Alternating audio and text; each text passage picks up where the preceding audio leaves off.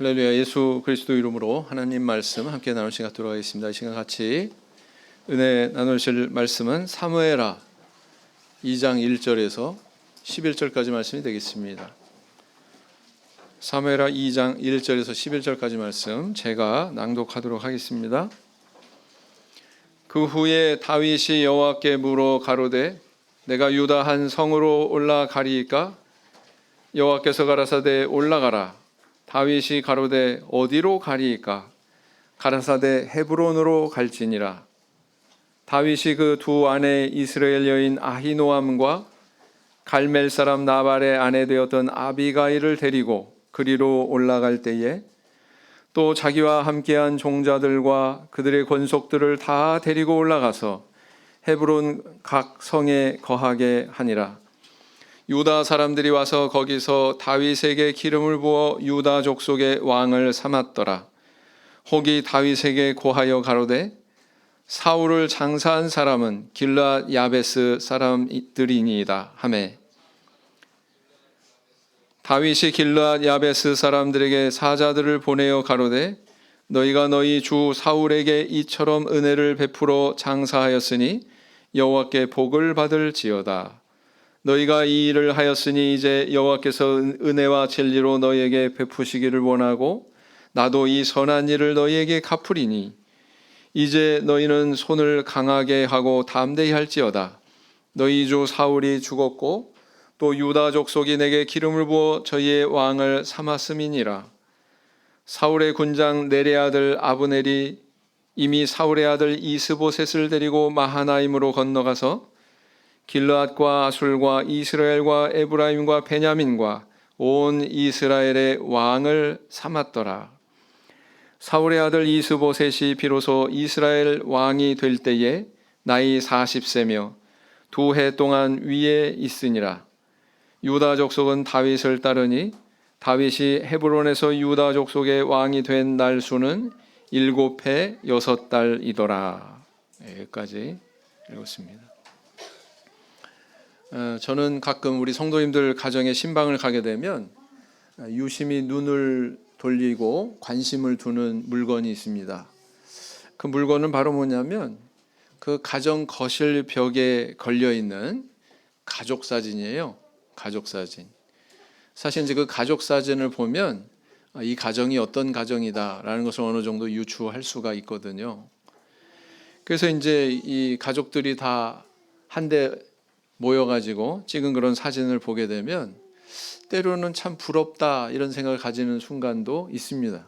그 순간은 언제냐면 막 그 안에 뭐 조부모부터 해가지고 또 본인의 자녀들의 뭐 흔하지는 않지만 뭐 증손자 증손녀까지 그냥 가족 4대가 같이 이렇게 가족 사진을 찍어서 걸어놓는 그런 모습을 보게 되거든요.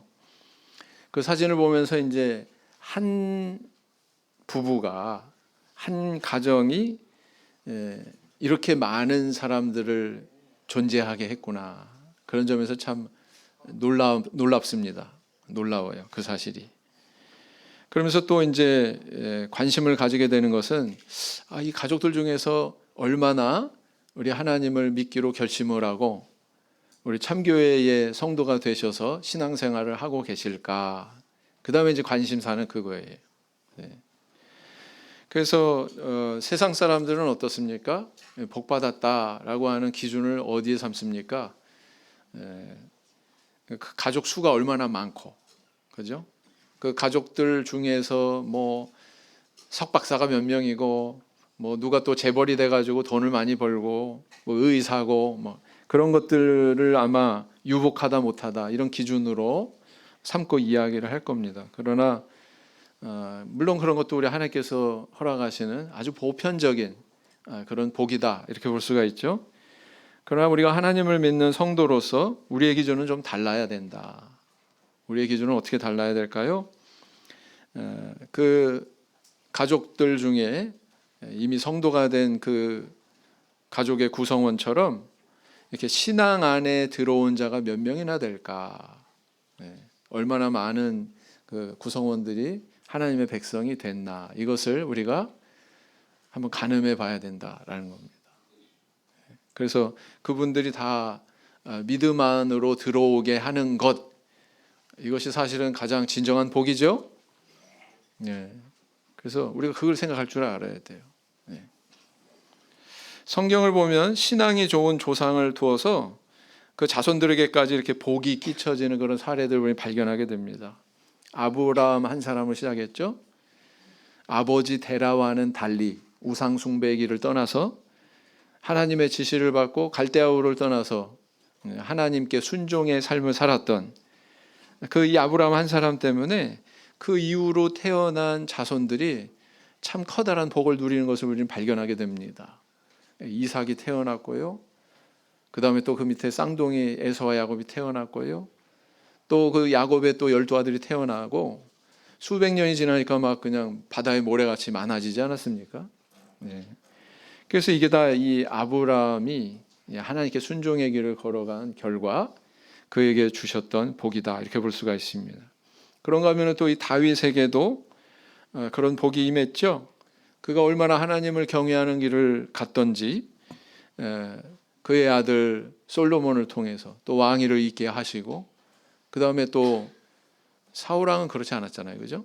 사울왕은 뿐만 아니라 또 르호보암까지 그 왕위를 잇고, 그래도 이게 왕맥이, 왕손의 그런 맥이 계속 이어지는 것을 우리 보게 되거든요. 이처럼 하나님 잘 믿고 순종한 한 인물로 인해서 그 후손들이 이렇게 형통하고 복받는 것은, 그 집안이 이렇게 일어나고 흥왕하는 것은 사실은 우리 신실하신 하나님의 이 약속이 있기 때문에 그런 겁니다. 어떤 약속을 주셨느냐? 출애굽기 20장을 보시겠습니다. 출애굽기 20장 5절에서 6절을 보시겠습니다. 출애굽기 20장 5절에서 6절을 보시겠습니다. 출애굽기 20장 5절에서 6절 같이 읽어보실까요? 시작. 그것들에게 절하지 말며 그것들을 섬기지 말라. 나 여호와 너의 하나님은 질투하는 하나님인즉 나를 미워하는 자의 죄를 갚되 아비로부터 아들에게로 3, 4대까지 이르게 하거니와 나를 사랑하고 내 계명을 지키는 자에게는 1000대까지 은혜를 베푸느니라. 우상 숭배하고 하나님 배신하면은 몇 대까지 벌 내리신다고요? 3대. 근데 이렇게 하나님 경외하고 그분만 섬기는 이런 순전한 신앙의 길을 가면 몇 대까지 복을 주신다고요? 1000대까지. 예. 그래서 이런 사실을 보면 하나님의 징계보다 하나님의 은혜가 비교할 수 없을 정도로 크구나 라는 것을 알 수가 있습니다. 우리는 신앙의 길에 들어와서 어떤 인생을 살아가고 있습니까? 하나님은 어떻게 우리가 이렇게 몰락하지 않고 어떤 신앙의 길을 선택해서 흥왕하는 인생이 되기를 바라실까요? 오늘은 이 사울 왕의 죽음 이후 그의 후계자가 된 이스보셋, 그리고 또 유다족 속의 왕으로 임명이 된 다윗의 행적을 통해서 우리가 이렇게 몰락하지 않고 흥왕할 수 있는 그런 집을 이루는 것은 그 비결이 어디에 있는지 함께 생각하고 은혜를 나눌 시간을 가지고자 합니다. 자, 우리는 지난 시간에 사울과 요나단의 죽음을 슬퍼하고 애도했던 다윗의 모습을 살펴봤습니다. 이 다윗은 결코 사울 왕의 죽음을 기뻐하지 않았어요. 정말 슬퍼하고 애도했습니다. 그런 아름다운 마음이 있었기 때문에 점점 이제 국민들에게, 백성들에게 이제 신망을 얻고 신뢰를 얻게 된 것이죠. 그리고 이제 그에 이어서 오늘 본문에는 사울이 죽은 후에 두 사람이 이제 임금으로 즉위하는 이야기로 시작을 하고 있습니다. 그 임금으로 즉위된 사람 중에 한 사람은 바로 누구였냐면은 사울의 아들인 이스보셋이었고, 그리고 다른 한 사람은 바로 누구였어요? 다름 아닌 다윗이었다라는 것입니다.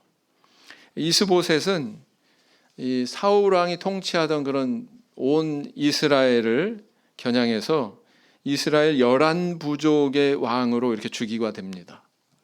반면에 다윗은 어때요? 다윗은 유다 지파 한 족속의 임금으로 그렇게 즉위를 하거든요. 그 두 사람이 임금으로 이렇게 세워지는 내용을 오늘 본문 하나에서, 짧은 이 본문 안에서 다 서술하고 있어요. 두 가지를. 2장 4절을 먼저 보시겠습니다. 2장 4절을 보시면 유다 사람들이 와서 거기서 다윗에게 기름을 부어 유다 족속의 왕을 삼았더라 그랬습니다. 여기까지만 읽을게요. 그 다음 8절 9절을 읽어보시겠습니다. 8절 9절 성도님들 읽어보세요. 시작. 사울의 군장 네레의 아들 아브넬이 이미 사울의 아들 이스보셋을 데리고 마하나임으로 건너가서 길르앗과 아술과 이스라엘과 에브라임과 베냐민과 온 이스라엘의 왕을 삼았더라 그랬습니다. 자, 이스보셋도 왕이 됐어요, 안 됐어요?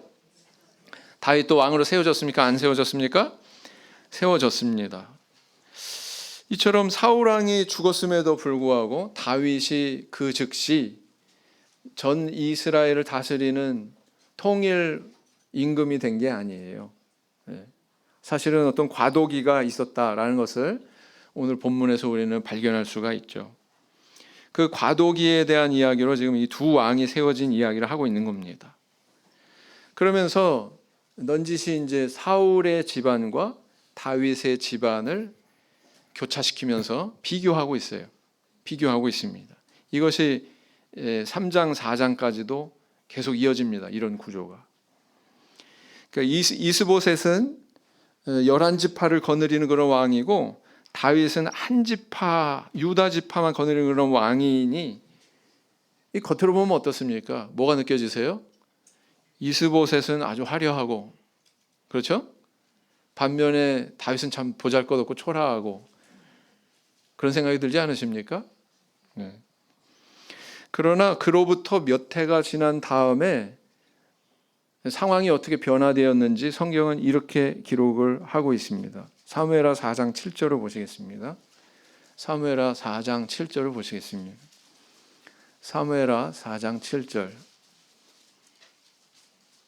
시작. 저희가 집에 들어가니 이스보셋이 침실에서 상위에 누웠는지라 저를 쳐 죽이고 목을 베어 그 머리를 가지고 밤새도록 아라바 길로 행하여 그랬어요. 아, 참 비참하네요. 암살당했습니다. 반면 5장 3절을 보시겠습니다. 5장 3절. 사무엘하 5장 3절 같이 읽겠습니다. 시작. 이에 이스라엘 모든 장로가 헤브론에 이르러 왕에게 나아오매 다윗 왕이 헤브론에서 여호와 앞에서 저희와 언약을 세우매 저희가 다윗에게 기름을 부어 이스라엘 왕을 삼으니라 그랬어요. 명실공히 그 온 이스라엘 다스리는 그런 통일 임금으로 임명이 된 건 바로 이때였죠. 다윗이 임금이 그렇게 임명이 된 것은 바로 이때였습니다. 자, 우리 두 사람을 이렇게 비교해 보면 지금 어떤 상황이 벌어지고 있는 거예요? 이스보셋은 왕으로 이렇게 즉위가 됐는데 얼마 못 돼가지고 암살돼서 그걸로 이제 왕위가 끝납니다. 그걸로 마감하게 되는 거예요, 이제. 반면에 다윗은 이스라엘의 모든 장로들이 이렇게 헤브론에까지 찾아와가지고 우리의 왕이 되어 주십시오, 막 이렇게 요청을 해가지고 왕으로 이렇게 즉위하고 있거든요. 그리고 이제 그 왕위는 솔로몬에게, 다시 또 그 아들 르호보암에게 이렇게 이제 이어지게 되더라라는 것입니다. 자, 그래서 이렇게 사울의 집안과 다윗의 집안을 교차시키면서 계속 이야기가 이렇게 엮어져 가고 있는 것은 우리한테 뭘 던져주고 있습니까? 어떤 메시지를 주고 있어요? 사울 왕의 집이 이렇게 몰락한 이런 길을 가지 말고 다윗의 집안이 이렇게 흥왕한 그런 신앙의 길을 가라. 이걸 우리에게 교훈해 주고 있는 것이다 라는 것입니다. 그래서 이 대조를 통해서 하나님은 우리 모든 성도님들이 다윗과 같은 그런 신앙의 길을 가서 그 자신도 형통하고 또 그 집안도 흥왕할 수 있는 그런 복된 길을 가라. 이것을 우리에게 교훈하고 있는 거거든요. 그럼 그 비결은 어디에서 발견이 될까요? 구체적으로 이런 것들에서 우리는 그 흥왕의 비결을 발견할 수가 있습니다. 첫째는 뭐냐면, 첫째 우리에게 주는 메시지는 기도하는 자의 집안이 흥왕하는구나 라는 걸 알 수가 있습니다. 기도하는 자의 집안이 흥왕하는구나. 사무엘하 다시 돌아가셔서 2장 1절을 보시면, 사무엘하 2장 1절 보시면 이렇게 기록하고 있습니다. 그 후에 다윗이 여호와께 물어 가로되 내가 유다 한 성으로 올라가리이까? 여호와께서 가라사대 올라가라. 다윗이 가로되 어디로 가리이까? 가라사대 헤브론으로 갈지니라 하셨어요. 자, 사울이 죽은 후에 다윗의 거취에도 이제 변화가 찾아왔습니다. 뭐 이제 더 이상 블레셋 땅이 시글락에서 망명생활을 할 필요가 있었겠습니까? 그럴 필요가 없는 거죠. 자, 이제 고국으로 돌아가자. 잘 됐다. 네. 그런데 바로 이 시점에서 그에게 고민거리가 생긴 거예요. 가기는 가는데 어디로 가지? 왜 이런 고민을 했을까요? 어느 정도로 고민을 했냐면 하나님께 기도해서 가야 될 곳을 가르쳐 달라고 이렇게 간구할 정도로 고민을 했다는 것입니다. 왜 그랬을까요? 이유가 뭘까요? 왜냐하면 아직 사울을 추종하는 세력이 많이 있었기 때문입니다. 사울의 추종 세력은 이후에 전개되는 내용을 보니까 그의 아들 이스보셋을 임금으로 세우고 그 집안의 권력이 계속 유지되기를 이렇게 시도하고 있는 것을 우리 보게 됩니다. 그런데 이런 분위기 속에서 사울왕 못지않게 이제 힘을 얻은 다윗이 어디로 옮겼다, 거처를 어디로 옮겼다, 이거 굉장히 미묘한 사안이거든요. 만약에 어떤 사울왕이 활동했던 무슨 그 길갈이나 뭐 이런 곳으로 가려고 한다면, 아니 저놈이 왕이 되려고 하네, 이런 인식을 받을 수 있어요, 없어요? 받을 수 있어요. 네. 그래서 굉장히 이 장소를 정하는 게 매우 미묘한 그런 사안이었다, 이렇게 볼 수가 있습니다. 그래서 아주 조심스러웠고 답이 안 나오니까 하나님 앞에 이렇게 간구했던 거예요. 그래서 이렇게 하나님 앞에 간구하면서 그 답을 구했더니 하나님께서 답을 주셨습니다. 뭐라고요? 어디로 가라고요? 헤브론. 여러분, 헤브론은 어떤 장소입니까? 성경에서 자주 접하죠? 헤브론. 아브라함 시대 때부터 자주 접합니다. 예루살렘 남서쪽 한 30km 떨어진 곳, 그리고 해발 900m나 되는 아주 고지대 땅이었습니다. 이 성읍은 믿음의 조상 아브라함이 하나님의 약속이 있는 이 땅을 떠나지 않고 그 자리를 지키는 대표적인 명소가 돼요. 대표적인 지명이 바로 헤브론이었어요. 그런 의미에서 헤브론이 또 있고, 그 다음에 또 어떤 점에서 유명합니까? 우리 여호수아 시대 때 배웠잖아요. 네. 갈렙이 여호수아 앞에서 이 산지를 내게 주소서. 저기 안악 자손이 있지만 내가 이 땅을 정복하겠습니다. 이걸 나에게 주십시오 라고 이렇게 요청했던 그 지명이 바로 어디였어요? 기리앗 아르바, 옛 지명, 바로 헤브론이었다라는 것입니다. 네. 그리고 뿐만 아니라 지금 이곳은 갈렙이 그렇게 요구했기 때문에 어떤 지파 땅이에요? 이게 유다 지파 땅이에요. 유다 지파. 그래서 하나님께서 야, 너 헤브론으로 가라 이렇게 명령하신 데에는 그 이면에는 사실은 다른 의미도 있는 겁니다. 야, 너 유다 지파랑 가깝게 지내. 더 나아가서 너 유다 지파의 왕으로 세워질 건데 너 그것을 사명으로 알고 그것을 잘 감당해. 이런 의미가 있는 겁니다. 사울 왕이 기름 부음 받아서 이스라엘의 왕이 된 게 30세였어요. 그리고 다윗이 이제 30이 돼서 그도 역시 기름 부음 받고 왕이 됐는데, 사울 왕은 온 이스라엘의 왕으로 세워진 반면 다윗은 한 지파의 왕으로 세워집니다. 다윗이 어떤 생각이 들었을까요? 좀 실망감도 있을 수도 있지 않았을까? 사울은 내 나이에 이미 전 이스라엘 왕이 됐는데 그에 비하면 나는 뭐란 말인가? 고작 헤브론에 머물면서 유다 지파 왕으로 행세하라고? 이런 생각이 혹시라도 들지 않았을까?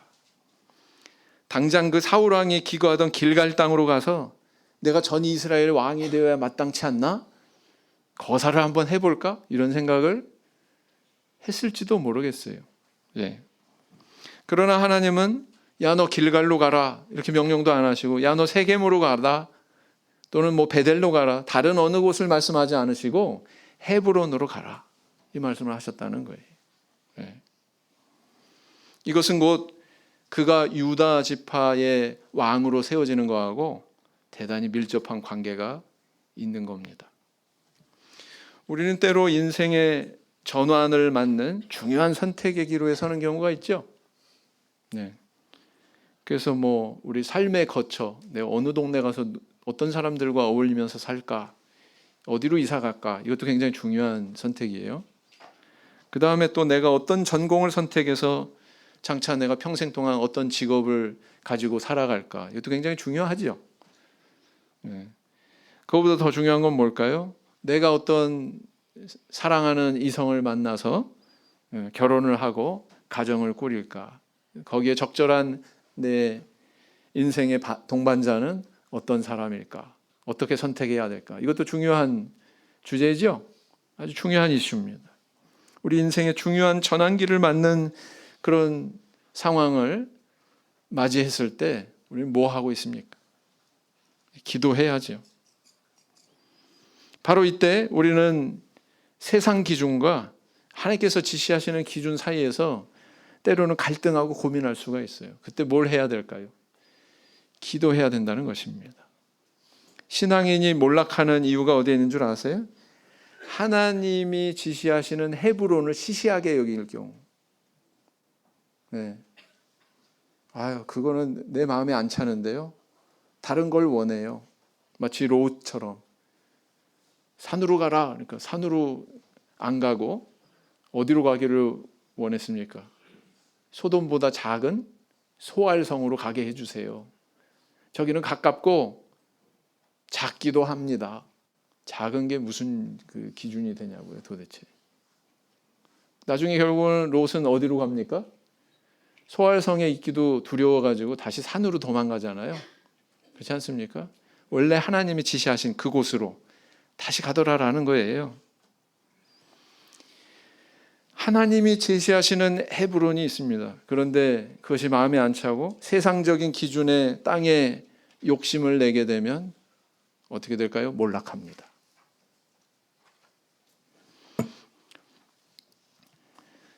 하나님께서 제시하신 그 헤브론이 초라해 보여도, 마음에 성이 안 차도, 만약에 그것이 기도의 응답으로 하나님께서 주신 분명한 답이라면 우리는 그걸 선택해야 흥왕할 수 있다는 것입니다.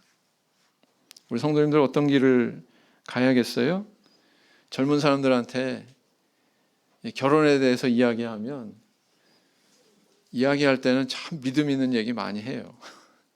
근데 정작 대상을 갖다가 딱 제시하면 마음에 잘 안 차거든. 성이 안 차거든. 그러니까 뭐가 좀 어떤 것 같아요? 이렇게 저렇게 핑계대고 거절합니다. 그러면 저는 어떻게 생각할까요? 아직 마음의 준비가 덜 됐구나. 아직 영혼이 성숙하지 않았구나. 또는 여기는 짝이 아닌가 보다. 그렇게 생각합니다.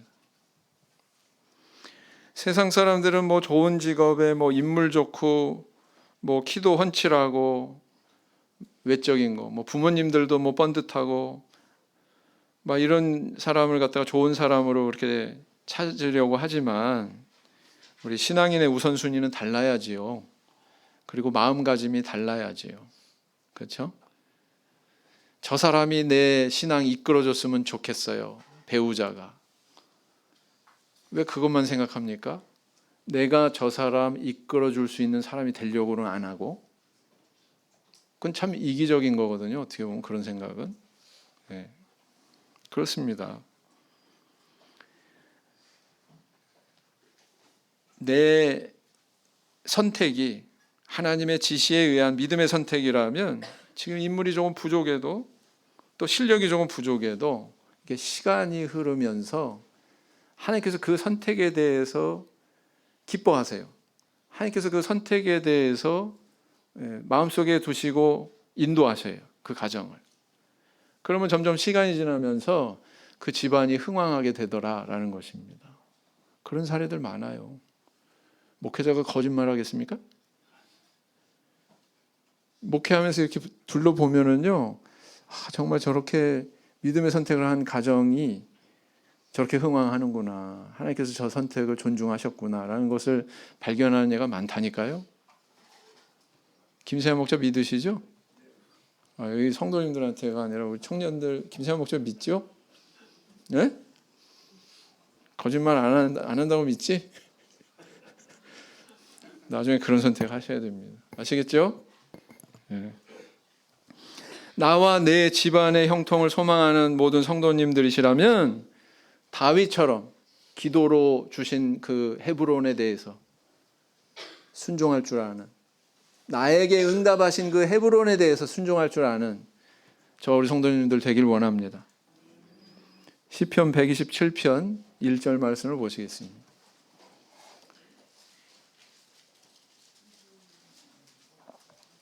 시편 127편 1절 말씀, 시편 127편 1절 말씀 같이 읽겠습니다. 시작. 여호와께서 집을 세우지 아니하시면 세우는 자의 수고가 헛되며 여호와께서 성을 지키지 아니하시면 파수꾼의 경성함이 허사로다 그랬어요. 자, 두 번째, 또 어떤 교훈을 주고 있습니까? 선을 베풀 줄 아는 사람의 집안이 흥왕하더라라는 것입니다. 선을 베풀 줄 아는 사람의 집안이 흥왕하더라라는 것입니다. 2장 6절로 다시 돌아가서 보시면 너희가 이 일을 하였으니 이제 여호와께서 은혜와 진리로 너희에게 베푸시기를 원하고 나도 이 선한 일을 너희에게 갚으리니 그랬어요. 다윗은 사울을 위해서 눈물을 흘리면서 애도했습니다. 뿐만 아니라 애가까지 지어서 애도했습니다. 이 행동을 했을 때에 백성들이 어떤 마음이 들었을까요? 야, 다윗이라고 하는 인물이 참 대단한 사람이야. 어쩜 저렇게 성품이 하나님을 닮았어. 감복했어. 이러지 않았을까요? 그리고 또 사울을 죽였다고 주장하는 아말렉 소년을 포상하는 게 아니라 오히려 처형해가지고 그런 애도하고 눈물 흘렸던 것이 다윗의 진심이었다는 것을 또 이렇게 보여주고 있거든요. 그것을 접한 백성들 가운데 혹시라도 의심하는 사람이 있었다면 어땠을까요? 야, 저렇게 행동하는 거 보니까 내가 잠시 잘못 생각한 것 같아. 저 모습이야말로 다윗의 진심이야. 참 간복했는데 이러지 않았을까요? 그런데 여기서 이야기가 끝나는 게 아니에요. 여기서 이야기가 끝나지 않고 또 어떤 일이 일어납니까? 사울이 이렇게 죽임당한 다음에 그 시신이 굉장히 모욕을 당하고, 그죠? 조롱을 당하는 그런 상황에 있었죠. 그 사울의 죽은 시신을 수습한 사람들이 나타났습니다. 그 수습한 사람들이 누구냐면 길르앗 야베스 땅의 백성들이었어요. 길르앗 야베스 땅의 백성들이었습니다. 그런데 그들의 행동에 대해서 어떻게 다윗이 반응을 하고 있습니까? 그들을 데려다가 칭찬합니다. 그리고 그들에게 포상을 합니다. 그 내용이 기록이 되어 있거든요. 다윗은 만약에 이 마음속에 정말 사울왕에 대한 미움이 이렇게 남아 있었다면 그런 일을 한 길르앗 야베스 사람들에 대해서 어떻게 행동할 수 있었을까요? 먼저 자기가 힘이 약해. 그러면 그냥 무시해버려. 거기에 대해서 일제히 아무 반응도 안 하는 그런 태도 보이거나, 아니면은 뭐 사극이나 이런 데 보면 우리 그런 거 잘 나타나지 않습니까? 어떤 사람이 아주 그 높은 신분의 사람의 무덤을 막 수습하고 막 그런다. 그러면 그 죽은 사람의 정적이 있을 경우 그 무덤을 수습하는 사람도 역적으로 몰아서 막 이렇게 해코지하고 그러는 내용들 나와요, 안 나와요? 나오지 않습니까? 아마 다윗의 마음속에 어떤 그런 미움이나 적으로 생각하는 그런 인식이 있었다면 이렇게 행동하지 않았을 거예요. 보복하거나 해코지하거나 그랬겠죠. 그런데 오히려 이 야베스 거민을 칭찬하고 축복하고 포상하고 이런 모습을 봤을 때 백성들은 또 어떻게 느꼈을까요? 백성들은 야, 다윗은 참 정말 대단한 사람이야. 저렇게 자기 죽이겠다고 쫓아다니던 사울 왕의 시신에 대해서도 저렇게 예를 다 갖추고 저렇게 정중하게 행하는 거 보니까 정말 큰 인물이야. 마음속으로 아마 그랬을 거예요. 임금감이야. 그러지 않았을까요? 성경은 자꾸 이런 부분을 비추고 있어요. 다윗의 성품을 드러내요. 그걸 통해서. 그래서 이런 모습을 볼 때에 다윗의 이런 진실한 성품이 바로 다윗과 그의 집안이 흥왕하는 비결이었던 것을 알 수가 있습니다. 원수에 대해서 보복하지 않고 용서하고 선을 베푸는 이 행동을 보였기 때문에 그를 미워했던 사람들도 아니면 추종하지 않고 오히려 사울을 더 추종하고 높였던 사람들도 마음이 이쪽으로 옮겨지지 않았겠습니까? 그랬습니다. 그래서 이 신뢰와 신망이 점점 쌓여가지고 결국은 이스라엘 장로들이 다윗 앞에 나와서 그것도 헤브론까지 찾아왔어요. 길갈까지 안 가도 돼. 헤브론까지 찾아왔다니까. 찾아와가지고 우리 임금이 돼주세요. 이렇게 요구하고 있지 않습니까? 그게 어디냐면은 사무엘하 3장 17절을 보세요. 사무엘하 3장 17절을 보시면 사무엘하 3장 17절 보시면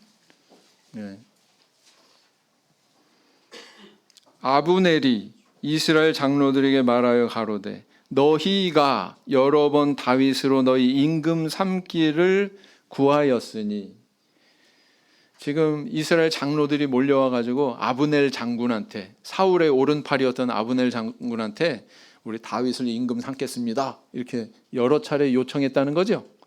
맞습니까? 네. 그래서 이 다윗이 베푼 이런 선과 자비와 이것이 자기 자신에게 어떻게 돌아오냐면은 타인에게만 유익을 끼친 게 아니라 결국은 돌고 돌아서 다윗에게 복으로 돌아온 거예요. 백성들에게 신망을 얻고, 그죠? 그 신망이 쌓이고 쌓여서 더 이상 이론의 여지가 없죠. 다윗이 왕이 되는데 그 자리에까지 이르게 된 거다라는 것입니다. 그래서 다윗을 보면 이렇게 선을 계속 뿌리고 심고 하는 가운데에 그것이 자라면 결국은 그 열매가 자기에게 보상으로 다가오는구나, 주어지는구나 라는 것을 알 수가 있습니다. 어떤 책에 보면 이런 이야기가 기록이 되어 있어요. 어떤 신사가 식당에서 식사를 마치고 이제 문을 딱 박차고 나왔는데 문 밖에 배고파가지고 지쳐있는 신문팔이 소년이 앉아 있더랍니다. 땀을 흘리면서 막 지쳐가지고 이렇게 앉아 있더래요. 참 보기 안 되어가지고 약간의 돈을 건네주면서 이걸로 좀 요기를 하고 다시 또 힘을 얻으라고 그렇게 격려하면서 이렇게 사라졌습니다. 소년은 이 신사가 건네준 돈으로 빵가게로 달려갔어요. 그리고 빵을 샀습니다. 그것을 벤치에 앉아서 열심히 먹고 있는데 저만치에서 한 노숙자가 그 모습을 이렇게 쳐다보고 있는 거예요. 입맛을 다시면서.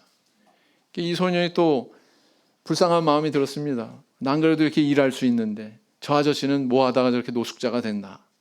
자기가 먹던 빵을 잘라가지고 그 노숙자한테 건네주었습니다. 그랬더니 노숙자는 몇 번이고 고개를 숙이면서 고맙다고 인사를 한 후에 이 빵을 먹기 시작했어요. 근데 이 빵을 먹고 있는 노숙자 옆에 뭐가 가까이 다가와서 혀를 길게 내밀고서 침을 흘리면서 쳐다보냐면 길 잃은 개가 한 마리 와가지고 그걸 쳐다보고 있었던 거예요. 난 그래도 이 빵 먹는데 참 넌 어쩌다가 주인도 잊어버려 이렇게 굶고서 여기저기 배회하고 다니냐. 불쌍한 생각이 들어서 이 노숙자가 또 자기 빵을 갖다가 잘라가지고 그 개한테 이렇게 준 거예요. 또 한 조각 주고 또 자기 먹다가 또 한 조각 주고 그러다 보니까 개하고 친해졌어요. 개가 가까이 다가왔습니다. 머리도 쓰다듬어주고 그렇게 하다 보니까 개가 목걸이가 있네요. 금목걸이냐? 아니에요. 개 목걸이입니다. 그런데 그 목걸이를 자세히 보니까 개 이름이 거기 새겨져 있고, 그 다음에 주인이 새겨놓은 주소도, 그 주인의 주소도 거기 새겨져 있는 거예요.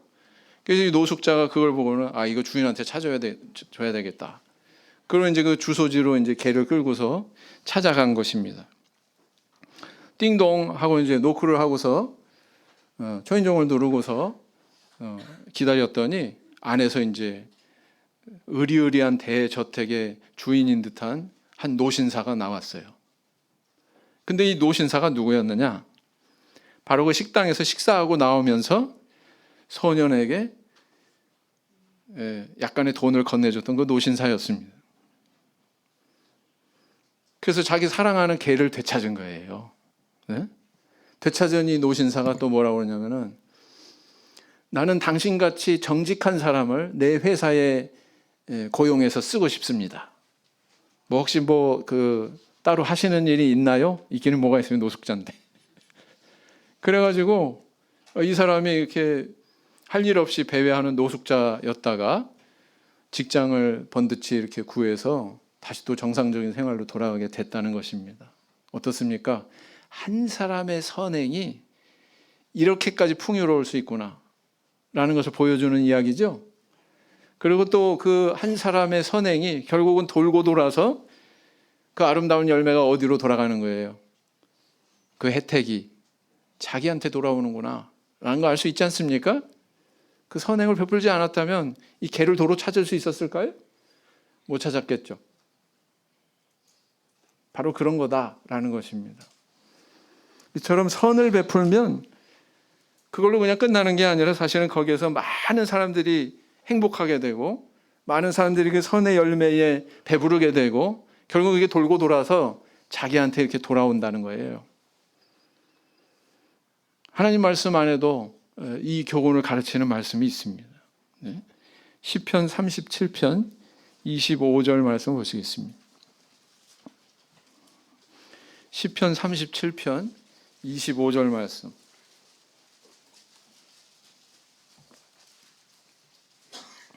시편 37편 25절 말씀 같이 읽겠습니다. 시작. 내가 어려서부터 늙기까지 의인이 버림을 당하거나 그 자손이 걸식함을 보지 못하였도다 그랬어요. 또 다른 말씀에는 너는 재물을 물에 던져라. 그럼 오래지 않아서 그게 다시 나한테 돌아올 것이다. 또 그런 말씀도 있죠. 네. 그런 말씀이 바로 이런 말씀이다라는 것입니다. 그래서 이런 선의 보응에 대한 그런 믿음 가지시고 열심히 선의 씨앗을 뿌리시는 저 우리 성도님들 되기를 원합니다. 그 다음에 이제 세 번째는 뭐냐면, 인내하며 기다릴 줄 아는 자가 흥왕하더라라는 것입니다. 인내하며 기다릴 줄 아는 자가 흥왕한다라는 것입니다. 다시 본문 말씀으로 돌아가셔서 사무엘하 2장 10절에서 11절을 보시겠습니다. 사울의 아들 이스보셋이 비로소 이스라엘 왕이 될 때 나이 40세며 2해 동안 위에 있으니라. 유다 족속은 다윗을 따르니 다윗이 헤브론에서 유다 족속의 왕이 된 날수는 7해 6달이더라 그랬어요. 이스보셋은 불행하게도 2해 동안 위에 있으니라 그랬어요. 왕위에 있는 기간이 너무 짧았어요. 2년 동안. 그리고는 그 자리에 있다가 암살당하고 말았습니다. 그러나 다윗은 어땠습니까? 유다 왕으로 7년 반의 세월을 보내게 되지요. 그 이후에 유다 지파와 뿐만 아니라 나머지 11지파를 다 아우르는 소위 그 전 이스라엘을 다스리는 왕으로 세워지는 것은 언제였어요? 그로부터 7년 반 뒤. 그죠? 유다 왕으로 세워진 이후 7년 반 뒤. 이스보셋은 사울의 군장, 장군이죠. 사울의 오른팔이었던 아브넬의 권력욕 때문에 그의 계획에 의해서 세워진 허수아비 왕이었어요. 허수아비 왕. 오늘날에도 어떻습니까? 통치자들 뒤에는 항상 이렇게 아브넬과 같은 존재가 있죠. 자기가 왕이 될 형편은 안 돼. 그런 인물이 안 돼. 그런데 왕을 세울 능력은 있어요. 그래서 그 자신이 막 이렇게 저렇게 주도해서 엉뚱한 사람을 왕으로 세워놓고 그 밑에서 그 권력의 단맛을 보려고 하는 그런 사람들이 오늘날에도 있죠. 소위 킹메이커. 있지 않습니까? 바로 이 아브넬이 그런 인물이었다라는 것입니다. 그래서 이 이스보셋이 이렇게 왕이 된 것은 그가 왕으로서의 충분한 자질을 갖춘 것이 아니라 아버지 사울의 후광과 아브넬 이 군장의 이런 속셈 때문에 왕으로 세워졌다라는 것입니다. 그러다 보니 리더십이 있어요? 그러다 보니 왕으로서의 어떤 권위가 있겠습니까? 아브넬 장군이 큰 소리 치면 아직 소리도 못하는 허수아비 왕으로 행세한 거예요. 사무엘하 3장 11절을 보시기 바랍니다. 사무엘하 3장 11절 같이 읽겠습니다. 시작. 이스보셋이 아브넬을 두려워하여 감히 한 말도 대답지 못하니라. 그랬어요. 분위기를 아시겠죠? 나이는 40이나 됐는데. 네? 결국 이스보셋 왕은 아브넬과의 관계가 이렇게 틀어지고 서로 갈라서게 되다 보니까 자기를 막아주던 방패가 사라져 버렸거든요. 그러니까 타인에 의해서 이렇게 암살당하게 되는 것으로 그의 생애를 마감하고 있습니다. 반면에 다윗은 어땠습니까? 비록 이 한 족속, 유다 족속의 왕으로 임명이 됐지만 하나님께서 그렇게 명령하셔가지고 이것을 거처로 삼았습니다. 그 의미는 뭐라고요? 야, 너 딴 데 눈 돌리지 말고 이 너한테 맡겨진 한 지파에 최선을 다해. 그런 의미입니다. 그런 의미예요. 그런데 그 명령에 순종해서 그 선택을 했더니 점점 이스라엘 모든 장로들에게 신뢰를 받고 그 신뢰가 깊어질 대로 깊어지니까 7년 반 만에 이제 이스라엘 전체를 다스리는 왕으로 즉위하게 되었더라라는 것입니다. 그래서 사무엘 선지자로부터 기름 부음 받은 후 15년 만에 유다 왕으로 즉위하고 그리고 7년 6개월이 지났으니까 22년 6개월 만에 왕이 된 거죠. 야, 길다. 22년 6개월 만에. 우리는 이런 다윗의 모습에서 얼마나 그가 인내의 사람인지를 발견하게 되죠.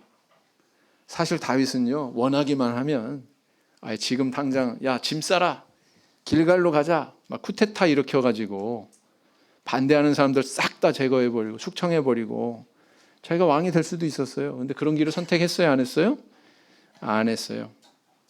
돌아가도 올바른 길 정도로 가자. 돌아가더라도.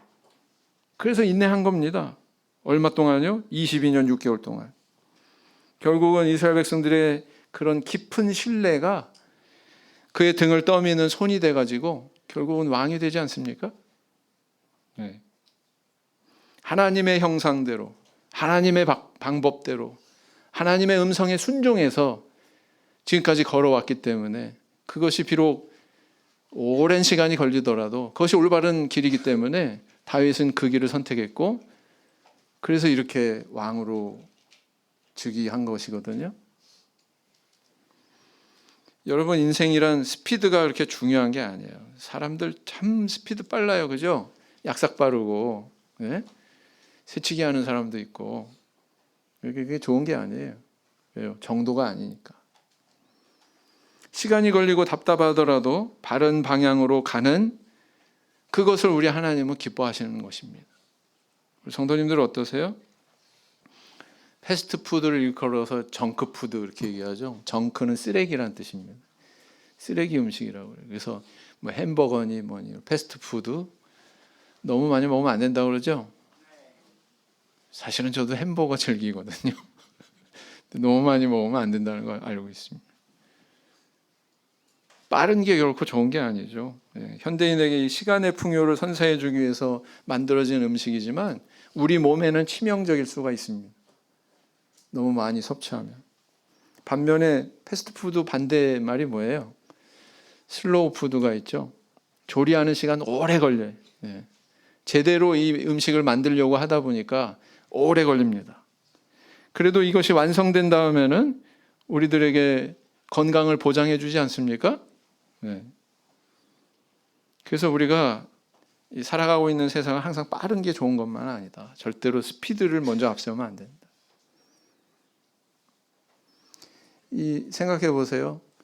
방향을 제대로 잡고서 기다리면 언젠가 목표 지점에 가 있습니다. 그런데요, 방향이 틀어지고 속도만 빨리 하려고 그러잖아요. 속도가 빠르면 빠를수록 목표에서 벗어나요. 그렇지 않습니까?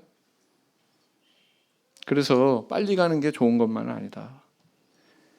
결국은 이렇게 다른 모습을 보였던 두 집안에 대해서 사무엘하 초반에 이렇게 대조시켜가지고 서술하고 있습니다. 사무엘하 3장 1절. 사무엘하 3장 1절.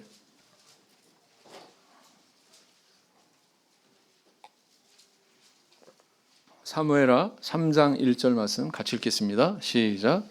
사울의 집과 다윗의 집 사이에 전쟁이 오래매 다윗은 점점 강하여 가고 사울의 집은 점점 약하여 가니라 그랬어요. 이 말씀하고 어울리는 또 잠언의 말씀이 있죠. 잠언 4장 18절 19절. 잠언 4장 18절 19절. 잠언 4장 18절 19절 말씀 같이 읽겠습니다. 시작. 의인의 길은 돋는 햇볕 같아서 점점 빛나서 원만한 광명에 이르거니와 악인의 길은 어둠 같아서 그가 거쳐 넘어져도 그것이 무엇인지 깨닫지 못하느니라. 오늘날 우리 성도님들 어떤 믿음 위에 서야 될까요? 하나님께서 주시는 진정한 복을 소망하십니까? 그렇다면 이 사울의 집안이 걸어간 길이 아니라 다윗이 걸어간 그 길을 선택하는 저 우리 성도님들 되길 원합니다. 매사에 하나님 앞에 무릎으로 나가시고요. 또 원수에게조차도 이렇게 선을 베푸는 그런 품성을 닦고요. 그 다음에 이 정도의 길을 가면서 하나님의 때를 인내할 줄 아는 저 우리 성도님들 되기를 원합니다. 이런 신앙으로 우리 모든 성도님들의 집안, 나뿐만 아니라 내 후손에게도 하나님께서 부어주시는 그 풍성한 은혜와 복이 항상 머무는 그런 가정들 다 되시기를 예수님 이름으로 기원드립니다. 묵상 기도하시겠습니다.